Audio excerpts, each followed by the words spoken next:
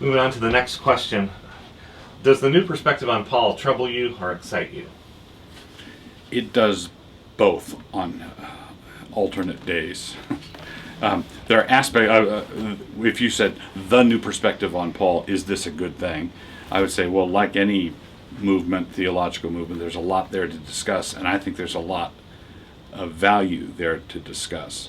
I also think that there's some dangerous elements in it that I don't like how some of the discussions have gone, and I would like to exercise caution, urge caution, and in some cases, depending on the topic, urge outright rejection. I find, for example, a bunch of N.T. Wright's work on Jesus to be enormously helpful. I think N.T. Wright on Jesus, on the Gospels, I don't agree with everything, obviously, but I find a lot of it really helpful and challenging and just good.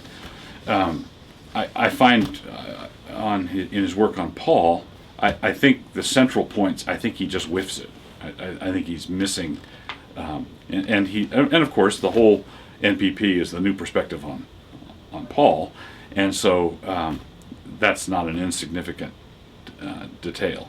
So in N.T. Wright's recent book answering John Piper's critique of his position, I don't think Wright engaged with Piper's substantive critiques effectively at all. He just really simply restated his position. He said, "Here, this is what I'm saying."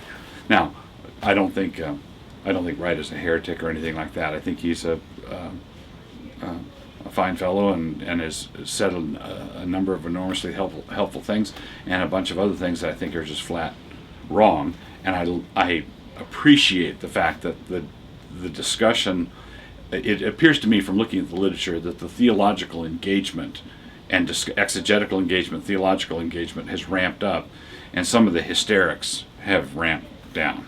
And I think we can make some headway. So I wouldn't call myself a new perspective guy at all, because the stuff that I find helpful is generally a restatement of some of the historic classic reform positions dating back to the time of Calvin.